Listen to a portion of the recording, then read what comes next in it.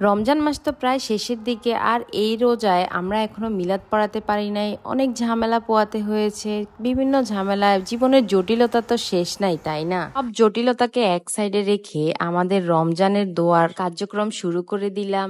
আলহামদুলিল্লাহ, আমাদের আজকে মিলাদ হবে এই বাড়িতে। তো মিলাদের জন্য আমরা প্রথমে গরুর মাংসটাকে ভালো করে মেরিনেট করে রান্না করে নিয়েছি। বাইরে যেহেতু চুলা করা হয়েছে, তো আমরা রান্না বান্নার জন্য বাইরে চুলা করে নিয়েছি। আর যেহেতু বিরিয়ানি রান্না হবে, তার জন্য আমরা সুন্দর করে মাংসটাকে রেডি করে নিচ্ছি। বিরিয়ানি করার আগে মাংসটাকে যত মজা করে রান্না করবেন, বিরিয়ানিটা ততই মজা হবে। আর মোটামুটি মাংসতে সবকিছু দিয়ে আমরা বসিয়ে দিয়েছি। আমাদের মাংসটা প্রায় হয়ে গেছে, কারণ সময় একদম সংক্ষিপ্ত। তো আমাদের মাংসটা মোটামুটি প্রায় শেষ, 80% মাংসটা হয়ে গেছে। কারণ বিরিয়ানির মাংস আপনি পুরোপুরি রান্না করলে পরে বিরিয়ানি হতেও গোস্তগুলা বেশি সিদ্ধ হয়ে যাবে। তো যাক, বিরিয়ানির জন্য আমরা চালগুলা ভালো করে ধুয়ে নিয়েছি, ধুয়ে পানি ঝরিয়ে নিচ্ছি। আর এখান দিয়ে আমরা বিরিয়ানির জন্য চালগুলা ভেজে নিচ্ছি। সবকিছু দেওয়ার পরে আমাদের চালগুলা ভালো করে ভাজার পরে এখন পানি দেওয়ার পালা। পানিটা যত ওজন করে দিবেন, বিরিয়ানিটাও তত সুন্দর হবে, ঝরঝরা হবে। যাক, সবকিছু মিলিয়ে আমাদের পানি দেওয়াও শেষ।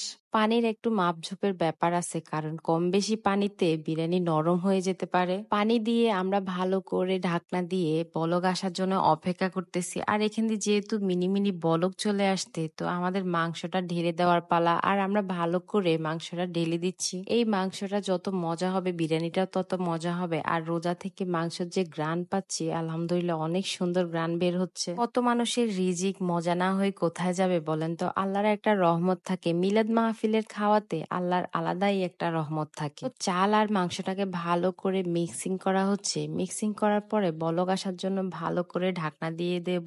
আর এখান দিয়ে আমাদের ঘিটা দিতে মনে নাই, ঘিটাও দিয়ে দিলাম। ঘিটা দিয়ে ভালো করে মিক্সিং করে নিচ্ছি। মাংস আর চালে যদি ভালো করে মিক্সিং না করেন, তাহলে বারবার চালটা লেগে যায়। চালটা লেগে গেলে আবার বিরিয়ানির টেস্ট নষ্ট হয়ে যেতে পারে। তো মোটামুটি আমাদের বিরিয়ানি প্রায় 80% হয়ে গিয়েছে। দেখেই বোঝা যাচ্ছে বিরিয়ানির কালারটা আসলে অনেক সুন্দর আসছে। আর বিরিয়ানি দমে দেওয়ার সাথে সাথে কিছুক্ষণ পরে আমাদের বিরিয়ানিটা রেডি। আমরা যেহেতু অনেকগুলা প্যাকেট করব, তাই আমরা বিরিয়ানিটা এখানে ঢেলে দিলাম। আর এখান দিয়ে কলাগুলা কেটে নিচ্ছি, কেটে ভালো করে ফ্রেশ পানি দিয়ে ধুয়ে নিচ্ছি। আমাদের এখানে থাকবে কলা, শসা, তরমুজ, খেজুর, অনেক কিছুই যাবে। ভালো করে কলাগুলা ধুয়ে উঠিয়ে নিচ্ছি, কারণ পানি ঝরতে হবে।